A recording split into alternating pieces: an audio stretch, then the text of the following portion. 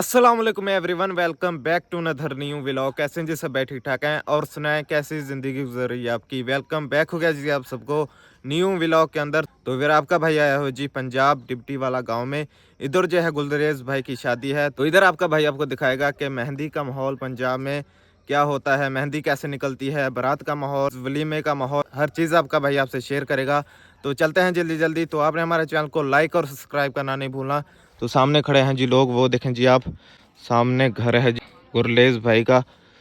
तो चलते हैं अभी। तो उधर जो है कुछ हमारे दोस्त खड़े हैं, उनसे भी आपका भाई आपको जाकर मिलवाएगा। तो चलते हैं जल्दी जल्दी अभी। विवर अभी आपका भाई पहुंच चुका है जी अपने भाइयों के पास। इधर हमारे बहुत ही प्यारे भाई वजाहिद भाई बैठे हैं जी, देखें आप। इधर ऑन भाई, इधर अली अदर भाई, अहमद भाई और आकिब भाई, जिशान भाई, इधर आफ्ताब भाई खड़े हैं जी, देखें जी। ये वजाहिद भाई हैं जी हमारे। व्यूअर अभी थोड़ी देर में मेहंदी का जो भी फंक्शन वगैरह होगा हर चीज़ आपका भाई आपसे शेयर करेगा। तो फाइनली बैकव्यूअर मेहंदी का फंक्शन शुरू हो चुका है। अभी जो भी माहौल होगा हर चीज़ आपका भाई आपसे शेयर करेगा, आपको दिखाएगा। जो भी आतिशबाजी वगैरह होगी हर चीज़ आपका भाई आपसे शेयर करेगा।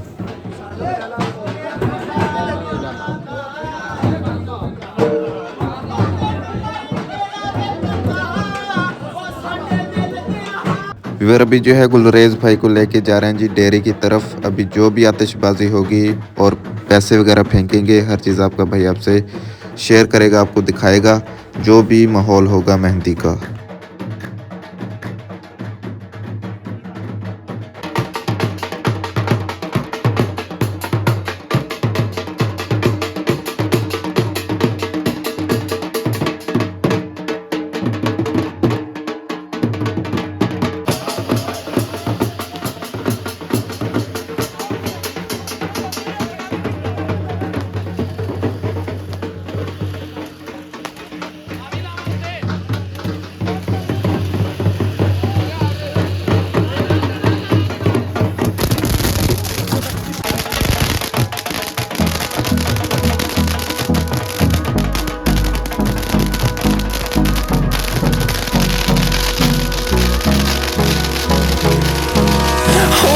Close till I get up. Time is barely on our side. I don't wanna waste what's left. The storms we chase are leading us, and love is all we'll ever trust. Yeah, no, I don't wanna waste what's left. And on we'll go, through the wastelands, through the highways, till my shadow turns to sun rays. And on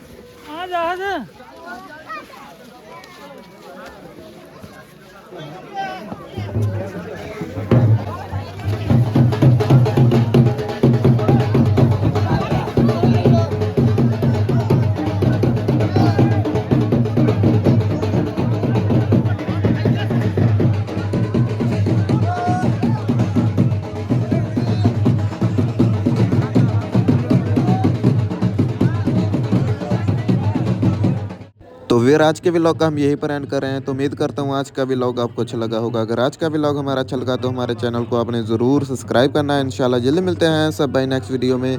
अल्लाह हाफिज़, शुक्रिया, bye. तो अभी बारात का भी vlog आएगा, वो भी आपने देखना मिस नहीं करना है।